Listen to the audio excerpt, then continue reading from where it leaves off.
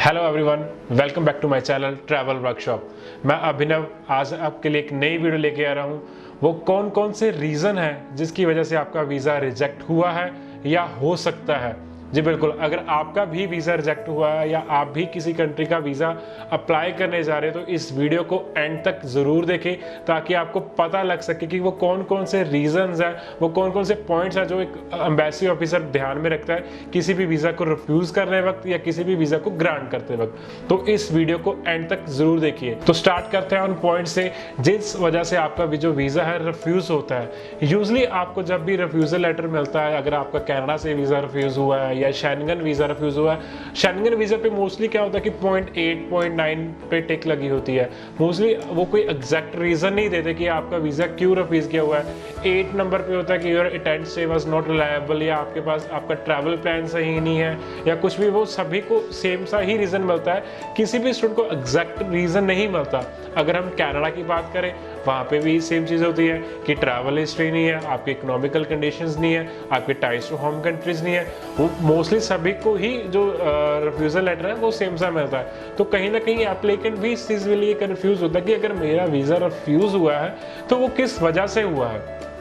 तो स्टार्ट करते हैं। सबसे पहले जो डॉक्यूमेंट्स रिक्वायरमेंट एम्बेसी की तरफ से होती है, जो एक चेकलिस्ट है, क्या आपको सही तरीके से आपने कंपाइल किया है, आपकी जो फोटोग्राफ एम्बेसी ऑफिसर ने मांगी है तो क्या वो फोटोग्राफ सही है।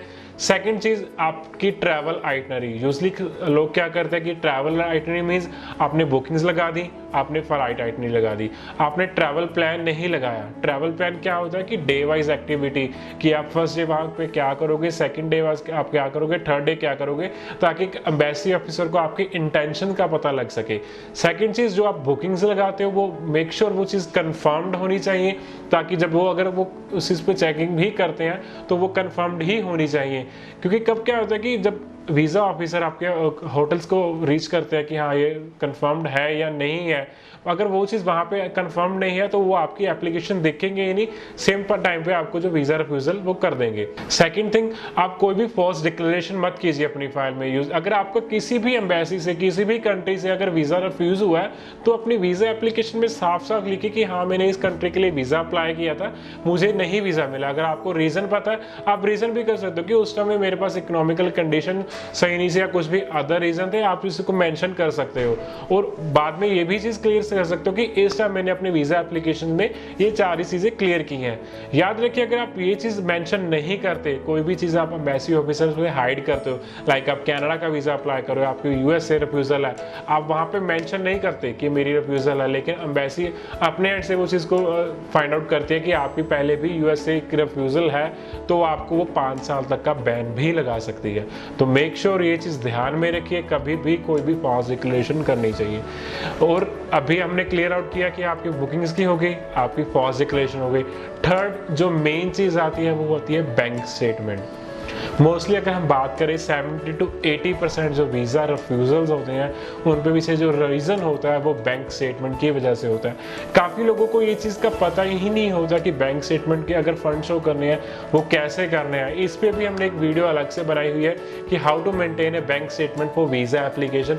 अगर आप भी वीज़ा एप्लीकेशन अप्लाई करने जा रहे हैं या दोबारा अप्लाई करने का प्लान कर रहे हैं तो एक बार वो वीडियो ज़रूर देखिए, ताकि आपको पता लगे कि एम्बेसी में अगर अपनी फाइल लगानी है तो किस तरीके से अपनी बैंक स्टेटमेंट मेंटेन करनी है। क्योंकि जब आप यूके के लिए एप्लीकेशन अप्लाई करते हो, यूके की एप्लीकेशन में साफ साफ आपने मेंशन करना होता है कि हाँ आपकी लिविंग कॉस्ट इंडिया में कितनी है, आपका मंथली बजट कितना, अगर आप पेरेंट्स को सपोर्ट कर रहे हो आप पेरेंट्स को कितने फंड्स दे रहे हो, और उसके बाद आपका कितना फंड्स बच रहा है। अगर आपके अकाउंट में मंथली कोई ट्रांजेक्शन ही नहीं है तो आप उस चीज़ को कैसे जस्टिफाई करोगे कि मेरी मंथली इनकम कितनी है। और कई बार क्या होता है कि हम ये सोचते हैं कि शायद ज़्यादा फंड्स दे के वीज़ा ऑफिसर वीज़ा दे देगा, हम किसी से उधार लेके या किसी पे इंटरेस्ट पे पैसा लेके अपनी बैंक स्टेटमेंट दिखा देते हैं और वीज़ा फाइल अप्लाई कर देते हैं। लेकिन एम्बेसी ऑफिसर हमेशा इस चीज़ को चेक करता है कि जो आपकी बैंक स्टेटमेंट है वो आपकी इनकम से, आपकी आईटीआर से मैच भी कर रही है या नहीं कर रही है। तो हमेशा ध्यान रखिए, फंड्स कम भी चल जाएंगे। अगर आप शेंगन वीज़ा अप्लाई कर रहे हो 2-2.5 लाख के फंड्स हैं वो एक्सेप्टेबल है। आप कनाडा के वीज़ा के लिए अप्लाई कर रहे हो 4 से 5 लाख के फंड्स हैं वो चल जाएंगे, बट मेक श्योर उनमें कोई भी एंट्री गलत नहीं होनी चाहिए। तो ये मेन रीज़न है जिस वजह से वीज़ा आपका रिफ्यूज़ होता है। सेकेंड थिंग, आप ट्रैवल प्लान कितने टाइम का बना रहे हो। अभी आपके फंड्स में, अकाउंट में फंड है 2.5 लाख, लेकिन आप जो बुकिंग्स है वो 5 स्टार होटल की कर रहे हो, आप जो फ्लाइट टिकट है वो आप बिजनेस क्लास की दिखा रहे हो, क्योंकि काफ़ी लोगों की मेंटालिटी होती है कि हम दिखाएंगे कि हम 5 स्टार होटल में रुकने जा रहे हैं या हमने अपनी बिजनेस क्लास फ्लाइट बुक की है, तो शायद एम्बेसी ऑफिसर इसी से इम्प्रेस होकर हमें वीज़ा दे देगा, जो कि चीज़ बिल्कुल गलत है। अब उनको कोई मतलब नहीं आप 3 स्टार कर रहे हो 5 स्टार कर रहे हो, बट जो भी कर रहे हो वो आपकी जो चीज़ है वो आपकी बैंक स्टेटमेंट से मैच करनी चाहिए। जितना आपका बजट है उस अकॉर्डिंगली ही प्लान कीजिए। इवन आप इंडिया में भी कोई ट्रिप प्लान करते हो, आप इंडिया से दिल्ली जा रहे हो, मुंबई जा रहे हो, आपको पता है कि यार मेरी ट्रेन का खर्चा या बस का खर्चा या फ्लाइट का टिकट इतना है, वहाँ पे मेरा रहने का खर्चा इतना आएगा और होटल्स के खर्चे इतने, तो आप सारी चीज़ मैनेज आउट करके देखते हो कि हाँ कि मेरे पास इतने पैसे बचते हैं और मैं इस ट्रिप को ईजिली कवर कर सकता हूँ। सेम चीज़ है जब आप इंटरनेशनल ट्रिप भी प्लान करते हो तो वो भी चीज़ आप ध्यान में उस चीज़ को रख के चलो कि अपने फंड्स के अकॉर्डिंगली ही अपना खर्चा करो। तो ये कुछ मेन पॉइंट्स हैं जिसको आप ध्यान में रख के अपना वीज़ा ले सकते हो। और ट्रैवल प्लान भी आपका कोशिश कीजिए कि 5 to 7 डेज़ का ही होना चाहिए अगर आप नॉर्मल टूरिज्म पर्पज़ के लिए जा रहे हो। हाँ, इन केस अगर आपका कोई फैमिली मेम्बर वहाँ पे लाइक आप अपने किसी बच्चे को विजिट करने जा रहे हो, आपके बच्चे का खुद का घर है या किसी मैरिज फंक्शन में जा रहे हो, उस केस में अगर आपके जो ट्रैवल आइटनरी थोड़ी लंबी भी हो जाएगी वो चल जाएगी। तो ये सारी चीज़ें ध्यान में रखिए। और जो लास्ट चीज़ मैं आपको मेनली बताना पाऊंगा, जो कई बार क्या होता है कि एम्बेसी ऑफिसर क्रॉस चेक करने के लिए एक इंटरव्यू कॉल कर रैंडमली कॉल आ जाती है कि आपने अपनी वीज़ा एप्लीकेशन अप्लाई की थी। हम बोलते हैं कि हाँ जी मैंने अप्लाई की थी।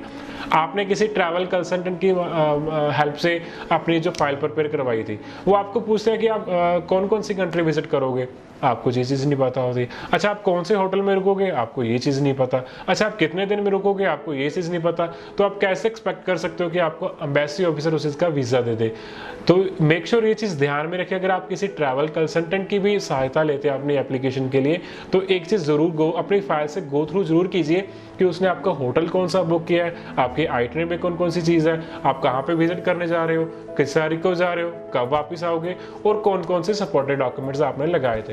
होपफुली आपको इस वीडियो से आपके सारे डाउट्स क्लियर होते होंगे। अगर स्टिल आपका कोई भी डाउट है तो आप हमें कमेंट सेक्शन में लिख सकते हैं या कुछ भी हमें या हमारी मेल आईडी पे मेंशन कर सकते हैं। और अगर आपको ऐसी और वीडियोस देखनी है तो एक बार हमारा चैनल जरूर सब्सक्राइब कीजिए। Thank you.